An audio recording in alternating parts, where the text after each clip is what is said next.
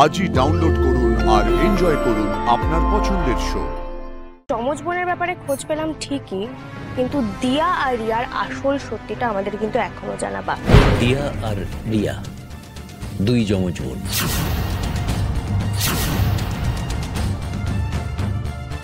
আমার সঙ্গে যখন দেখা হয় তখন ওদের 16 কি 17 বছর বয়স হবে, সম্ভবত ক্লাস 11-এ পড়তো।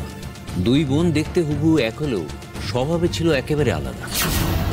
দিয়া ছিল নাচে গানে অভিনয়ে পারদর্শী, কিন্তু অন্য বোন রিয়া তেমন কিছুই পারত না।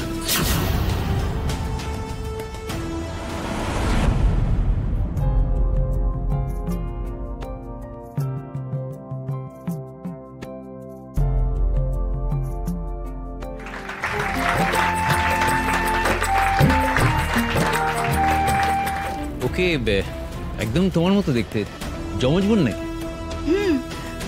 ওর নাম রিয়া। আচ্ছা আচ্ছা, তা মা তুমি নাচলে না? না, আমার সব নাচানাচি ভালো লাগে না। দেখো, আমি সিনেমা জগতের লোক। আমাদের একটা আপকামিং ছবির জন্য একটা ভালো চরিত্রে তোমাকে আমার খুব পছন্দ হয়েছে, করবে নাকি?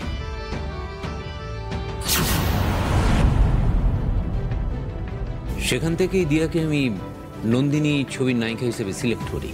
সিনেমাটা খুব হিট করেছিল আর দিয়ার চরিত্রটাও খুব জনপ্রিয়তা পেয়েছিল, কিন্তু তারপর ও কোথায় যেন হারিয়ে গেল।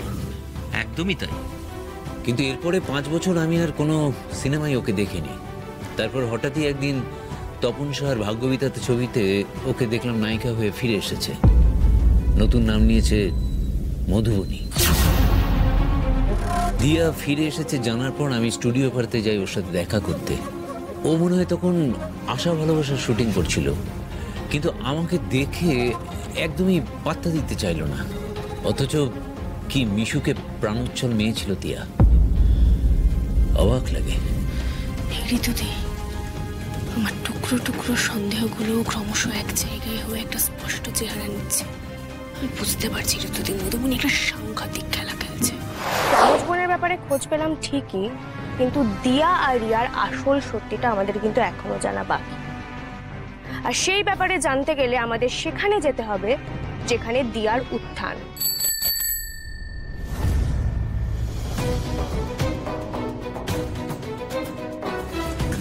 নমস্কার হরিপদ বাবু। হ্যাঁ নমস্কার, কিন্তু আপনাদের তো ঠিক আমি আমাদেরকে আপনি চিনবেন না, আমরা কলকাতা থেকে এসেছি, মিডিয়ার লোক। ও আচ্ছা আচ্ছা আচ্ছা, আপনারা বসুন, বলুন কি বলছেন। একটা বিষয় আপনার সাহায্য লাগবে হরিপদ বাবু। আসলে প্রায় আজ থেকে 16-17 বছর আগে পাস আউট হয়ে যাওয়া দুজন ছাত্রীর ব্যাপারে আমাদের ইনফরমেশন লাগবে। আপনি কি আমাদেরকে সাহায্য করতে পারবেন? এতদিন আগে কি নাম জানেন? হ্যাঁ, দিয়া আর রিয়া। দিয়া আর রিয়া? হ্যাঁ দাদা, ওদের ব্যাপারে একটু ইনফরমেশন আমাদের খুব দরকার ছিল।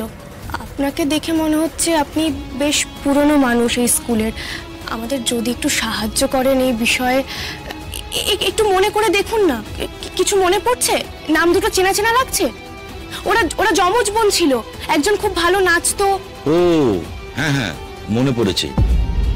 আচ্ছা, আপনি কি দিয়া বলতে অভিনেত্রী মধুবনীর কথা বলছেন?